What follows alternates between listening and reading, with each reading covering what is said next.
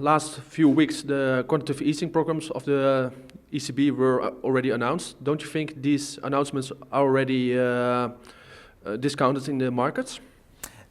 Good question. I think yes, to a large degree. I think that the market has started pricing in the intervention in a few days. I do think that I do have a belief that the ECB will deliver on what they should, and in fact, given the size of the problems they are facing and the awareness that they have about these problems, I have almost an expectation that they can deliver in excess of what people are expecting. To give you some sort of ideas, I think the market pricing at the moment is about 500 billion euros of their intervention, and I think they can go north of that. Of course, large elements will be how they decide to do it, and the big question mark will be whether they want to mutualize the debt or not mutualize this sovereign purchase. That will be the big question mark. But I do believe that they will be successful in the intervention.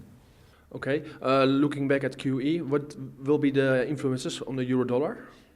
Well, I actually think that the primary channel where QE will work is exactly that, is the euro-dollar. Because if you think about, the intervention, particularly in the US, in previous QE, the Fed operated with a world where interest rates were much higher, and obviously they depressed them by doing their QE. The ECB is already operating in a world where bond yields are about 50 basis points, so the compression there is obviously more limited. But the primary mechanism, in fact, will be that it will have profound bearing on the euro-dollar.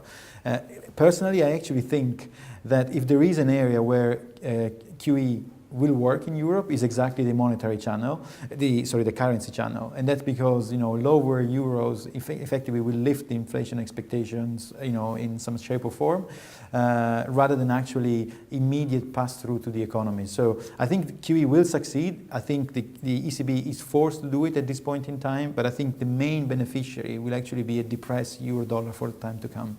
You are both positive about the US and the European stock markets. We see the US market at record levels. Also, the European markets have risen a lot. Why are you positive still about both? Well, I mean, there are very different reasons. I think if you look at the US market at the moment, the US labor market hasn't been as good as now over the last 10, 15 years. The US is facing fantastic condition from a labor perspective, very low inflation, and very low oil prices, which historically in that market have led to higher consumer spending. So in a way, it's a Goldilocks scenario for the economy as a whole, and therefore if you look from a growth perspective, yes, the market looks a little bit frothy. It's obviously been favored by many investors over the last 3 years, but I still think that the growth dynamics justify investing in that particular region. The Eurozone is very different, of course, and there is no sign of immediate growth, but the market valuation are obviously a bit more depressed. I think if we start from the premise that QE will happen and that the ECB will deliver, I think the euro-dollar should have some meaningful impacts, and that will obviously favor exporters. And I also think that certain areas of the European markets are not bad value. For example, banks, which obviously have been touched with utter caution by investors, actually start representing pockets of value. So I think as an overall story, Europe shouldn't be considered as a growth opportunity, but it's a relative value trade, for example, I think makes a lot of sense.